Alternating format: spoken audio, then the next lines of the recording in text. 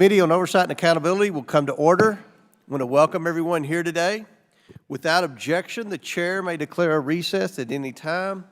I now recognize myself for the purpose of making an opening statement.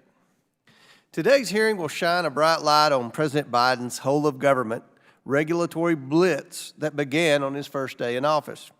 From sweeping executive orders to massive, costly agency regulations, the Biden administration has spared no expense when it comes to transforming America, much of which has been done without a clear delegation from Congress.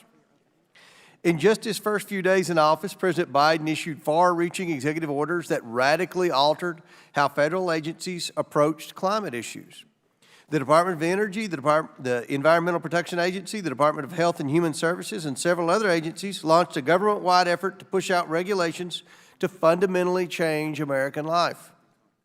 It's estimated that just 3 of Biden administration's rules will cause $1.5 trillion to be spent over the next decade. We know what that means for businesses and consumers. Higher costs of doing business, higher prices, and fewer choices in the marketplace. And we know that this overreach will only continue the expansion of the executive branch power at the expense of the American people. It didn't have to be this way. And it wasn't long ago that we were on the right track to limit federal regulatory excess that holds back economic prosperity. The prior administration implemented substantial reforms to limit regulatory overreach, producing great economic successes. According to the 2020 economic report of the President, the Council of Economic Advisors estimated that regulatory reform was on track within 5 to 10 years to raise real incomes by $3,100 per household per year by increasing choice, productivity, and competition. That's over $3,000 more in the pocket of every household in America as a result of a smart approach to regulation. Also, according to that report, just 20 of the Trump administration's deregulatory actions were expected to save consumers and businesses about $220 billion per year after they went into full effect.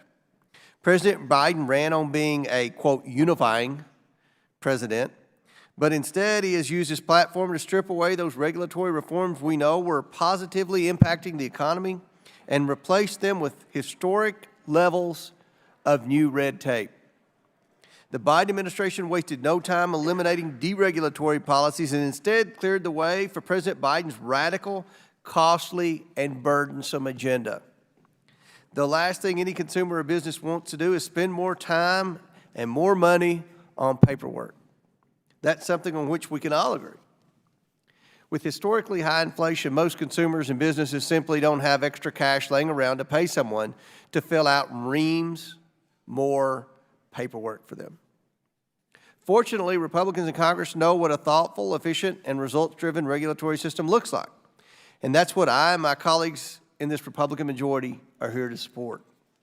This committee and the House majority will continue to hold the Biden administration accountable for its extreme regulatory overreach and pursue legislative solutions to ensure common sense regulatory reform. When America isn't tied down with red tape or buried under heaps of federal paperwork, America's small businesses, workers, and communities are capable of soaring to new heights of prosperity. And with more economic prosperity comes more economic opportunities.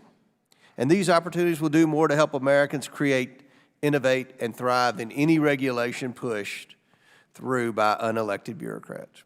We saw this during the previous administration, and the results speak for themselves. I want to thank the witnesses for being here today to testify, and with that, I yield to the ranking member for his opening statement.